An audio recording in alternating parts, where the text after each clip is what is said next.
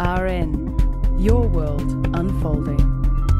1 week after Hurricane Sandy wreaked her havoc, the international focus remains very much on the eastern seaboard of the United States.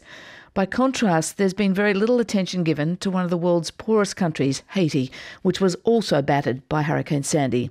Floods and landslides killed at least 54 people. 70% of the crops were destroyed, placing an estimated 1.5 million Haitians at risk of hunger. The relief effort largely left to the United Nations, which is flying in supplies. Valerie Amos is the UN Under-Secretary-General for Humanitarian Affairs, and she's in Australia at the moment for talks with AusAid and some other non-government organisations. Baroness Amos is in our Parliament House studios at the beginning of this visit. Valerie Amos, welcome to breakfast. Thank you. How are you? I'm very well, thank you, Valerie. Valerie, Haiti really still hasn't properly recovered from the earthquake in 2010, which levelled the capital, killed hundreds of thousands of people. Then there's been a drought in the north, which has withered crops. There's been Tropical Storm Isaac, which lashed the island in August. Now Hurricane Sandy. How devastating has Hurricane Sandy been to this poor, tiny country? Well, it's the third year in a row that we're seeing a disaster in Haiti from a country that still hasn't recovered properly. There are still thousands of people who are living in effectively camp-like conditions in the capital. And what Hurricane Sandy did was really to add to the misery of thousands of people. And we saw people, of course, who lost their lives, and our hearts go out to all of them.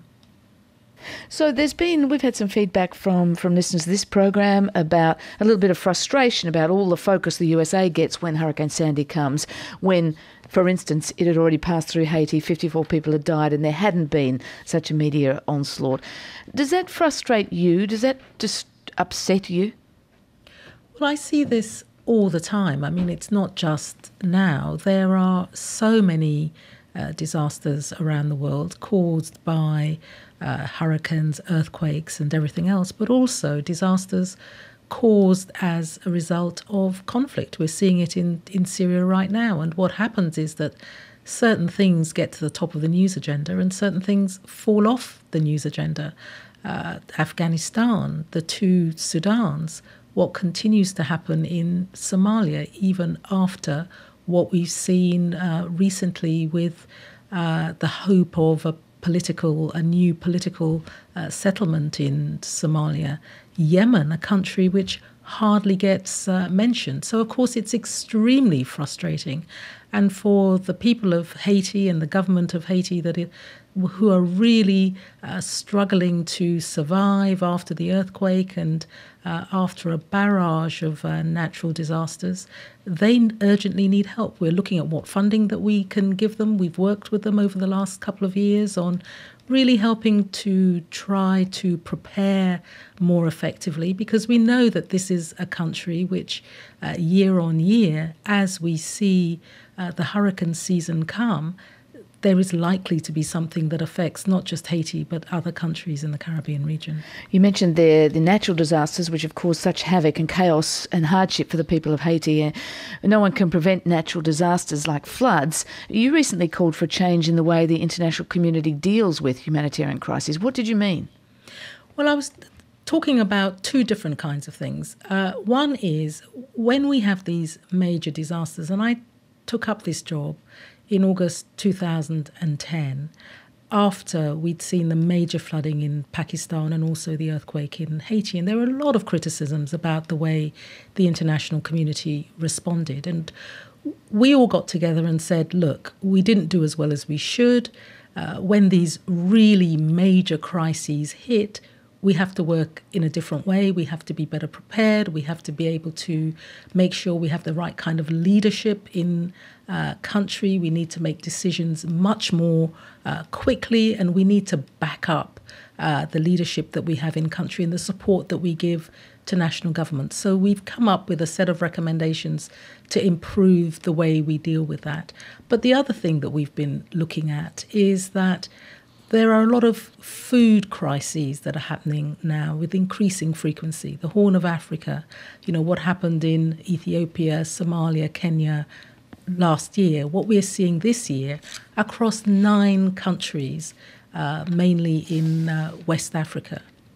where 18 million people have been suffering the effects of shortage of food. And now we're seeing, as a result of drought, and now we are seeing flooding in some of those countries. And what we are saying is that it's fine that we raise money and we move in when there's a crisis, but actually, given that this is happening every 1 or 2 years, we need to help those communities to deal much more effectively with the fact that they are extremely vulnerable, so they don't fall over the edge into becoming part of a humanitarian crisis. How can we build the safety networks for those communities and households, for example? It's 8:12 on Breakfast. Our guest this morning is the UN Under-Secretary General for Humanitarian Affairs, Valerie Amos.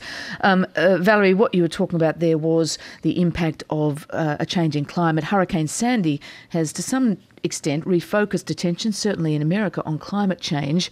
And just a few weeks ago, you were in the West African country of Benin to speak to people who'd been displaced by severe floods. This year, more than 3 million people affected by flooding in West and Central Africa.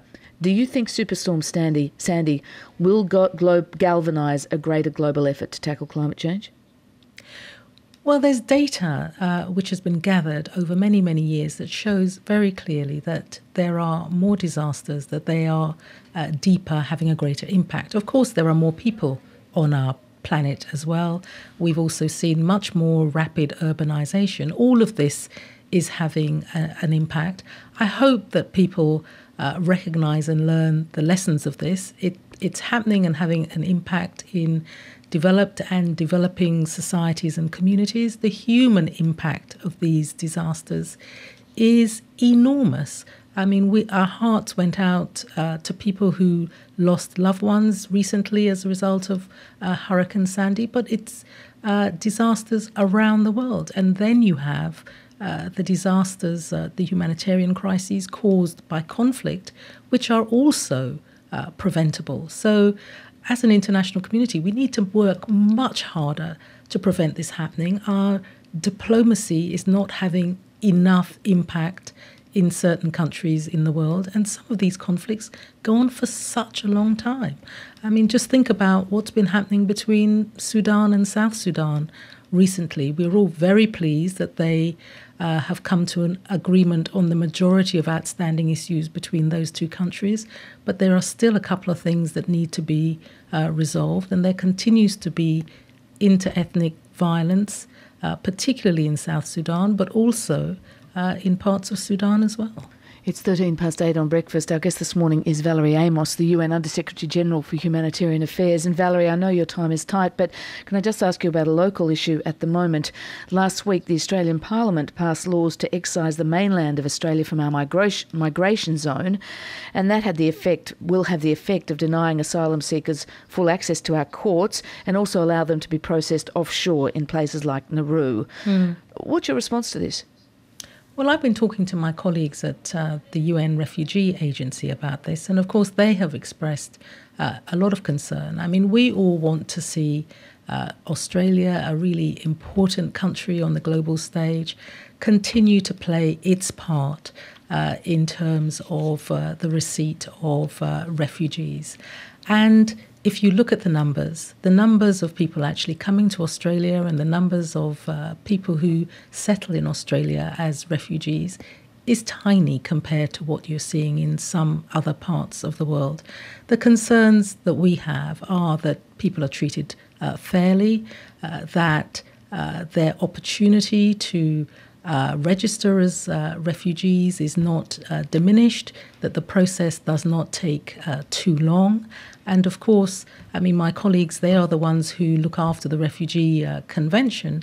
They are concerned with the fact that this is happening off-site, as it were, not on Australia, not in Australia itself. So they and you would believe that Australia is in breach of international obligations? I'm not saying that. I mean, there's an ongoing discussion about this. And of course, part of the reason for passing that act last week was to make what Australia is doing legal in terms of Australia.